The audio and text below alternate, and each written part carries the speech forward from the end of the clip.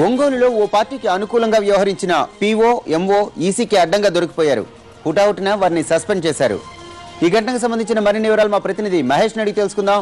మహేష్, చెప్పండి, పోలింగ్ అధికారులు ఎలా దొరికిపోయారు? ఈసీ వారిపై ఎలాంటి యాక్షన్ తీసుకోబోతోంది?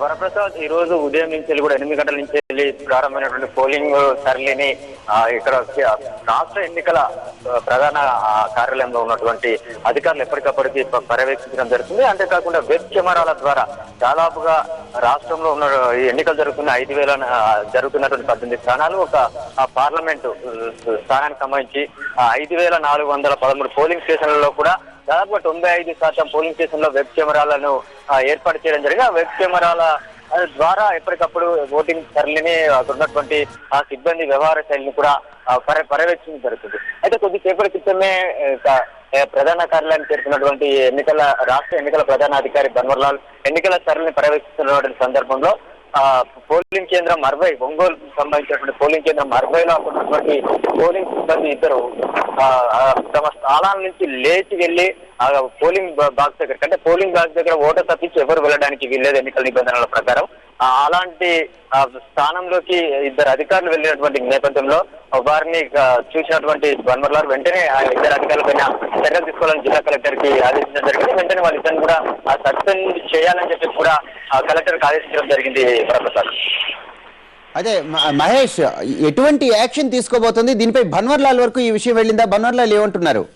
బన్వర్లాల్ రాష్ట్ర ఎన్నికల ప్రధానాధికారి నేరుగా పర్యవేక్షించినటువంటి సందర్భంలోనే పోలింగ్ కేంద్రం 60 దగ్గర చూసినటువంటి పరిస్థితిలో వాళ్ళిద్దరు అధికారులు అక్కడికి వెళ్ళి సైకిల్ చేసినటువంటి దృశ్యాలను స్వయంగా బన్వర్లాలే చూడడం జరిగింది. బన్వర్లాల్తో పాటు ఆ ఎన్నికల సరళిని పర్యవేక్షించినటువంటి మిగతా అధికారులు కూడా చూసినటువంటి నేపథ్యంలో వెంటనే వారిపైన సస్పెన్షన్ చేయాలని చెప్పడం జరిగింది. ఎన్నికల నిబంధనల ప్రకారం వారి యొక్క డ్యూటీని నిర్వర్తించకుండా తమ యొక్క బాధ్యతలకు అతిక్రమించినటువంటి నేపథ్యంలో వారిపైన ఎన్నికల నిబంధనల ప్రకారము ఆ చర్యలు తీసుకోవడం జరుగుతుందని చెప్పడం జరిగింది. మరికొద్దిసేపట్లో బన్వర్లాల్ ప్రెస్ మీట్ ద్వారా అది విషయం పైన మరింత వివరించేటువంటి అవకాశం ఉంది. వరప్రసాద్, మహేష్, ఈ ఘటనలు మినహాయిస్తే ఇంకేమైనా ఇటువంటి ఘటనలు పునరావృతం అయినట్లుగా ఏ నియోజకవర్గం నుంచైనా వార్తలు వచ్చినట్లుగా బన్వర్లాల్ చెబుతున్నారా?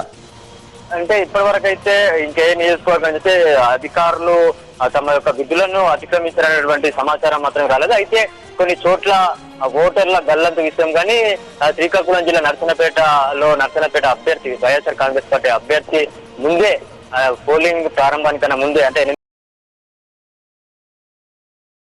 8 గంటల కన్నా ముందే తాను ఓటు హక్కు వినియోగించుకోవడం జరిగిందని చెప్పేసి ఫిర్యాదు అందినటువంటి నేపథ్యంలో కలెక్టర్ ను వివరణ కోవడం జరిగింది. ఒకవేళ అది వాస్తవమైనట్లయితే అక్కడ ఉన్నటువంటి పోలింగ్ సిబ్బంది పైన కూడా, అంటే వారు 8 గంటలకు ప్రారంభించాల్సినటువంటి ఓటింగ్ ని అంతకన్నా ముందే ప్రారంభించినట్లయితే వారి పైన కూడా చర్యలు తీసుకున్నటువంటి అవకాశం ఉంది. అది ఒకవేళ రుజువు అయితే వరప్రసాద్.